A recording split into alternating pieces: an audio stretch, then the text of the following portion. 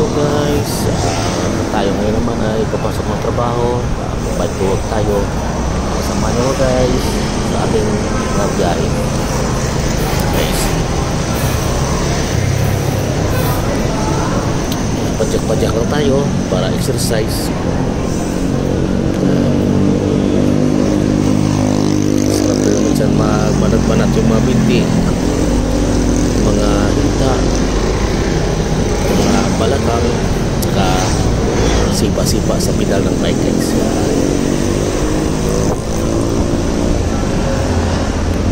Nandiyan na natin ang ating sarili sa pagbabike, papasok ng trabaho.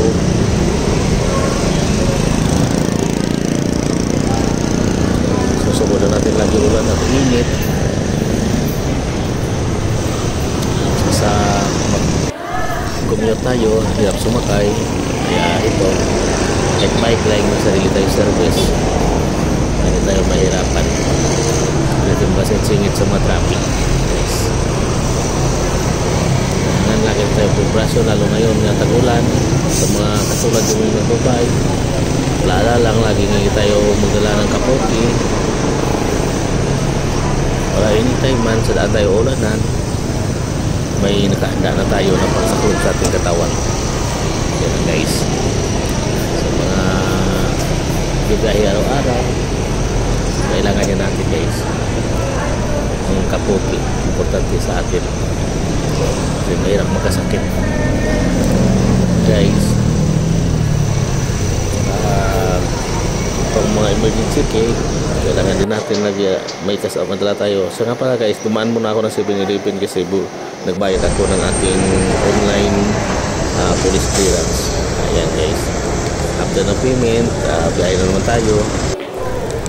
Dito na tayo pasok ng trabaho guys.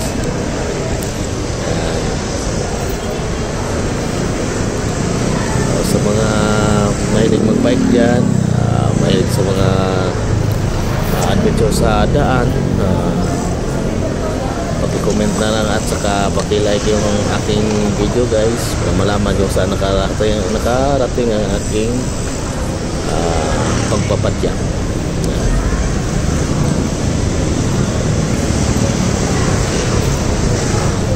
Guys, ang ating location ngayon ito ay sa Julio Vargas.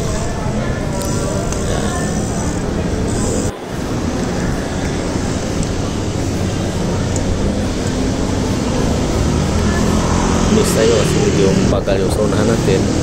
Kaya kumain muna tayo ng daan sa gitna, nag-overtake na tayo guys. Sila paahon kasi nito, dito tayo sa paahon ng Julio Vargas, paahon ng Meralco Avenue. Kahit manaya lang ng maahon, pero mabigat padyak pagka mahina lang bagal yung pagkapadyak mo guys. Kaya kailangan natin may Julio para mapagaanan yung ikot ng ating padyak sa pedal guys.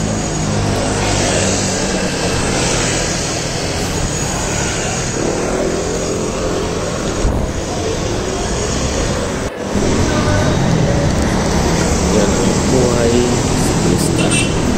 Dito na tayo, marami pa tayo sa ating paparo. Dito na tayo sa along ng guys,